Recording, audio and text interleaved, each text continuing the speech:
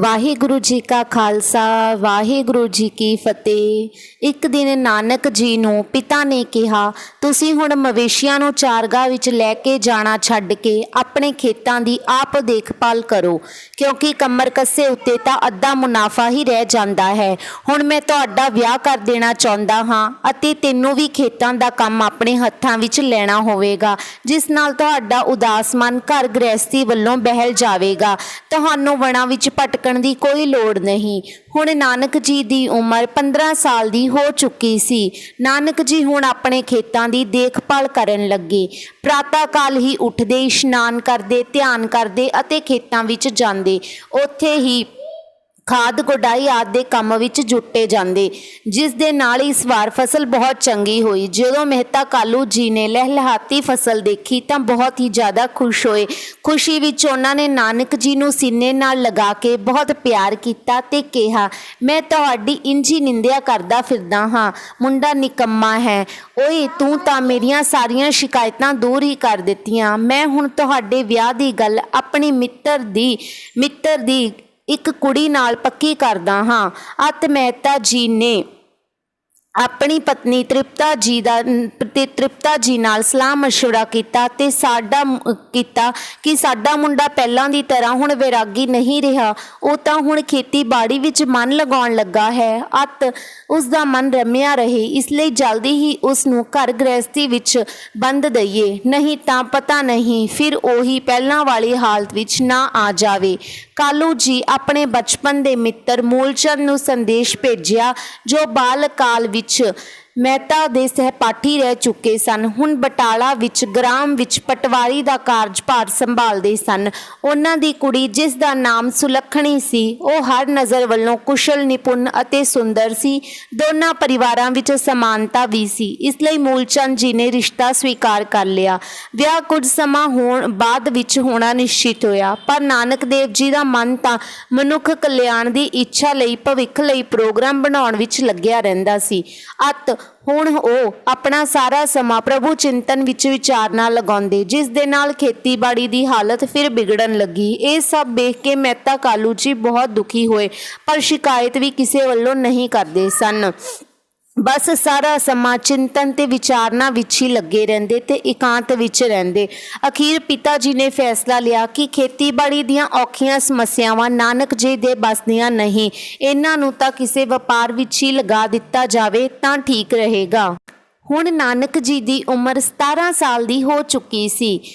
ਪਿਤਾ ਜੀ ਨੇ ਬਹੁਤ ਸੋਚ ਸਮਝ ਕੇ ਵਪਾਰ ਲਈ ਗੁਰੂ ਨਾਨਕ ਦੇਵ ਜੀ ਨੂੰ 20 ਰੁਪਏ ਦੇ ਦਿੱਤੇ ਅਤੇ ਕਿਹਾ, ਨਾਨਕ ਹੁਣ ਤੂੰ ਇਹਨਾਂ 20 ਰੁਪਇਆਂ ਵੱਲੋਂ ਇੱਕ ਛੋਟਾ ਜਿਹਾ ਵਪਾਰ ਸ਼ੁਰੂ ਕਰੋ। ਮੁਨਾਫਾ ਹੋਣ ਉੱਤੇ ਮੈਂ ਤੁਹਾਡੀ ਲਗਾਤਾਰ ਸਹਾਇਤਾ ਕਰਦਾ ਰਹਾਂਗਾ। ਮੈਨੂੰ ਪੂਰੀ ਆਸ ਹੈ ਕਿ ਤੁਸੀਂ ਇੱਕ ਦਿਨ ਬਹੁਤ ਵੱਡੇ ਵਪਾਰੀ ਬਣ ਸਕਦੇ ਹੋ। ਬਹੁਤ ਸਮਝਾਇਆ ਬੁਝਾਇਆ ਕਰਕੇ ਇੱਕ ਸਹਾਇਕ ਦੇ ਰੂਪ ਵਿੱਚ ਬਾਲਾ ਜੀ ਨੂੰ ਨਾਨਕ ਜੀ ਦੇ ਨਾਲ ਭੇਜ ਦਿੱਤਾ, ਸਮਾਨ ਉਮਰ ਕਰਕੇ, ਤਾਂ ਜੋ ਉਹ ਆਪਣੀ ਰਾਏ ਦੇ ਕੇ ਸਹਾਇਤਾ ਕਰਦਾ ਰਹੇ। ਹੁਣ ਨਾਨਕ ਜੀ ਨੂੰ ਪਿਤਾ ਜੀ ਨੇ ਇੱਕ ਵਿਸ਼ੇਸ਼ ਆਦੇਸ਼ ਦਿੱਤਾ ਕਿ ਪੁੱਤਰ, ਕਿਤੇ ਧੋਖਾ ਨਹੀਂ ਖਾਣਾ, ਖਰਿਆ ਸੌਦਾ ਹੀ ਕਰਨਾ, ਜਿਸ ਵਿੱਚ ਮੁਨਾਫਾ ਹੀ ਮੁਨਾਫਾ ਨਿਸ਼ਚਿਤ ਹੋਵੇ। ਦੋਨੋਂ ਮਿੱਤਰ ਤਲਵੰਡੀ ਵੱਲੋਂ ਗੁਆਂਢੀ ਨਗਰ ਲਈ ਚੱਲ ਪਏ। ਰਸਤੇ ਵਿੱਚ ਇੱਕ ਸਥਾਨ ਉੱਤੇ ਸੜਕ ਦੇ ਕੰਢੇ ਸਾਧੂਆਂ ਦਾ ਡੇਰਾ ਦਿਖਾਈ ਦਿੱਤਾ। ਨਾਨਕ ਜੀ ਨੇ ਸਾਧੂਆਂ ਦੇ ਦਰਸ਼ਨ ਦੀ ਇੱਛਾ ਜ਼ਾਹਰ ਕੀਤੀ ਤੇ ਦੋਨੋਂ ਸਾਥੀ ਰਸਤਾ ਛੱਡ ਸਾਧੂਆਂ ਦੇ ਡੇਰੇ ਪਹੁੰਚ ਗਏ। ਸਾਰੇ ਸਾਧੂ ਭਜਨ ਵਿੱਚ ਵਿਅਸਤ ਸੀ। ਨਾਨਕ ਜੀ ਨੇ ਉਹਨਾਂ ਸਾਧੂਆਂ ਨਾਲ ਗੱਲਬਾਤ ਕੀਤੀ ਤੇ ਕਿਹਾ, ਸੰਤੋ ਜੀ, ਤੁਹਾਡੇ ਭੋਜਨ ਪਾਣੀ ਦੀ ਕੀ ਵਿਵਸਥਾ ਹੈ? ਤਾਂ ਸੰਤਾਂ ਨੇ ਕਿਹਾ, ਕੋਈ ਦਾਨੀ ਭੋਜਨ ਲਿਆ ਦਿੰਦਾ ਹੈ ਤਾਂ ਅਸੀਂ ਭੋਜਨ ਕਰ ਲੈਂਦੇ ਹਾਂ, ਨਹੀਂ ਤਾਂ ਅਸੀਂ ਬਿਨਾਂ ਭੋਜਨ ਦੇ ਸਮਾਂ ਬਤੀਤ ਕਰਦੇ ਹਾਂ।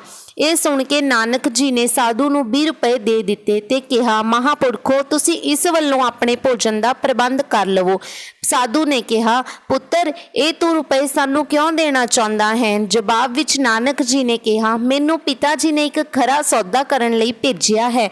ਮੈਨੂੰ ਅਜਿਹਾ ਲੱਗਦਾ ਹੈ ਕਿ ਇਸ ਤੋਂ ਅੱਛਾ ਤੇ ਖਰਾ ਸੌਦਾ ਹੋਰ ਹੋ ਹੀ ਨਹੀਂ ਸਕਦਾ, ਇਸ ਲਈ ਇਸ ਵਿੱਚ ਮੁਨਾਫਾ ਹੀ ਮੁਨਾਫਾ ਦਿਖਾਈ ਦਿੰਦਾ ਹੈ ਮੈਨੂੰ।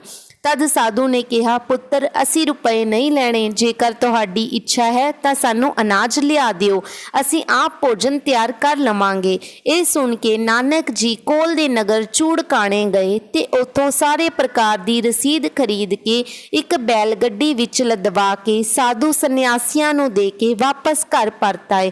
ਤਲਵੰਡੀ ਪਿੰਡ ਦੇ ਨਜ਼ਦੀਕ ਪਹੁੰਚਣ ਤੇ ਤੁਸੀਂ ਆਪਣੇ ਪਿੰਡ ਦੀ ਬਾਹਰ ਵਾਲੀ ਚੌਪਾਲ ਤੇ ਬੈਠ ਗਏ ਤੇ ਬਾਲੇ ਨੂੰ ਘਰ ਭੇਜ ਦਿੱਤਾ।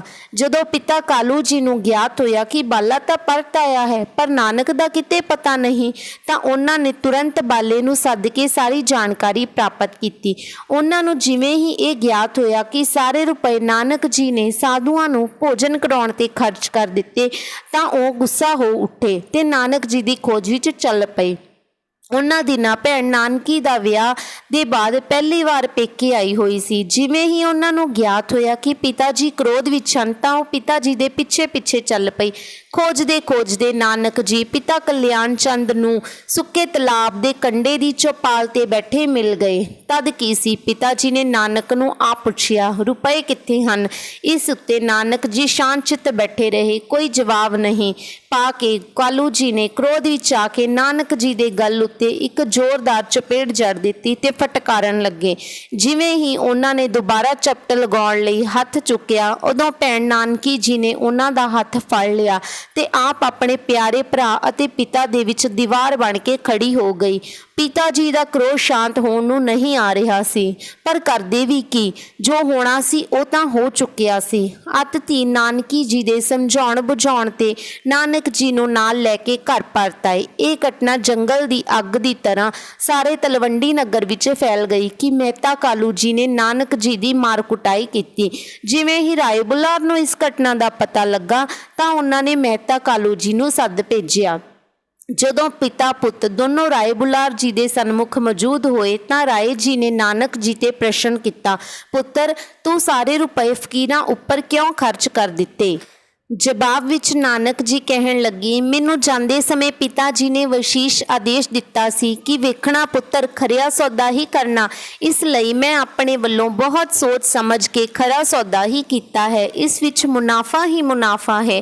ਇਹ ਜਵਾਬ ਸੁਣ ਕੇ ਰਾਏ ਬੁਲਾਰ ਨੇ ਮਹਿਤਾ ਕਾਲੂ ਜੀ ਨੂੰ ਕਿਹਾ, ਵੇਖੋ ਕਾਲੂ, ਮੈਂ ਪਹਿਲਾਂ ਵੀ ਕਈ ਵਾਰ ਕਹਿ ਚੁੱਕਿਆ ਹਾਂ, ਨਾਨਕ ਜੀ ਵੱਲੋਂ ਭੁੱਲ ਕੇ ਵੀ ਅਬਦਰ ਸੁਭਾਅ ਨਹੀਂ ਕਰਨਾ, ਪਰ ਇੱਕ ਤੁਸੀਂ ਹੋ ਕਿ ਗੱਲ ਨੂੰ ਸਮਝਦੇ ਹੀ ਨਹੀਂ ਅਤੇ ਆਪਣੀ ਮਨਮਾਨੀ ਕਰਦੇ ਹੋ। ਅੱਜ ਵੱਲੋਂ ਇੱਕ ਗੱਲ ਗੱਠ ਮੰਨ ਲਵੋ ਕਿ ਨਾਨਕ ਜੀ ਜੋ ਵੀ ਕਾਰਜ ਕਰਨ ਉਸ ਵਿੱਚ ਰੁਕਾਵਟ ਨਾ ਪਾਉਣਾ। ਜੇਕਰ ਤੁਹਾਡਾ ਕੋਈ ਨੁਕਸਾਨ ਹੁੰਦਾ ਹੈ ਤਾਂ ਮੈਂ ਉਸ ਨੁਕਸਾਨ ਦੀ ਪੂਰਤੀ ਕਰਾਂਗਾ। ਇਸ ਘਟਨਾ ਦੇ ਬਾਅਦ ਨਾਨਕ ਜੀ ਨੂੰ ਪਿਤਾ ਕਾਲੂ ਜੀ ਨੇ ਫਿਰ ਸਮਝਾਇਆ ਬੁਝਾਇਆ ਕਿ ਕਿਹਾ, ਪੁੱਤਰ ਮੇਰੇ ਸ਼ਬਦਾਂ ਦਾ ਕਦਾਚਿਤ ਮਤਲਬ ਇਹ ਨਹੀਂ ਸੀ ਕਿ ਤੂੰ ਸਾਰੇ ਰੁਪਏ ਇੱਕ ਵਾਰ ਹੀ ਪਰਮਾਰਥ ਲਗਾ ਦੇਵੋ। ਮੈਂ ਤਾਂ ਚਾਹੁੰਦਾ ਸੀ ਕਿ ਤੁਸੀਂ ਆਤਮ ਨਿਰਭਰ ਬਣੋ ਤਾਂ ਕਿ ਤੁਹਾਡਾ ਵਿਆਹ ਵੀ ਕੀਤਾ ਜਾ ਸਕੇ। ਤੁਹਾਡੀ ਕੁੜਮਾਈ ਨੂੰ ਵੀ ਹੁਣ 2 ਸਾਲ ਹੋ ਗਏ ਹਨ। ਇਸ ਪ੍ਰਕਾਰ ਸਮਝਿਆ ਬੁਝਾਇਆ ਪਿਤਾ ਜੀ ਨੇ ਇੱਕ ਵਾਰ ਫਿਰ ਨਾਨਕ ਜੀ ਨੂੰ ਵਪਾਰ ਲਈ ਰਾਜੀ ਕਰ ਲਿਆ ਅਤੇ ਉਹਨਾਂ ਨੂੰ ਪੰਸਾਰੀ ਦੀ ਇੱਕ ਦੁਕਾਨ ਤਲਵੰਡੀ ਵਿੱਚ ਚਲਾਉਣ ਲਈ ਤਿਆਰ ਕਰਵਾ ਲਿਆ। ਵਾਸਤਵ ਵਿੱਚ ਨਾਨਕ ਜੀ ਵੀ ਚਾਹੁੰਦੇ ਸਨ ਕਿ ਉਹ ਆਪ ਉਪਜੀਵਕਾ ਹੇਤ ਆਪਣੇ ਹੱਥਾਂ ਵੱਲੋਂ ਪਰਿਸ਼ਰਮ ਕਰਨ ਅਤੇ ਸਵਾਵਲੰਬੀ ਬਣਨ। ਅਤੇ ਉਹਨਾਂ ਨੇ ਇੱਕ ਦੁਕਾਨਦਾਰੀ ਸ਼ੁਰੂ ਕਰ ਦਿੱਤੀ। ਕੁਝ ਦਿਨਾਂ ਵਿੱਚ ਹੀ ਨਾਨਕ ਜੀ ਪਿਆਰ ਪੂਰਨ ਸੁਭਾਅ ਵੱਲੋਂ ਦੁਕਾਨ ਚੱਲ ਨਿਕਲੀ, ਜਿਸ ਦੇ ਨਾਲ ਨਾਨਕ ਜੀ ਵਿਅਸਤ ਰਹਿਣ ਲੱਗੇ। ਅਗਲੀ ਸਾਖੀ ਲਈ ਜਲਦੀ ਹੀ ਮਿਲਾਂਗੇ। ਵਾਹਿਗੁਰੂ ਜੀ ਕਾ ਖਾਲਸਾ, ਵਾਹਿਗੁਰੂ ਜੀ ਕੀ ਫਤਿਹ।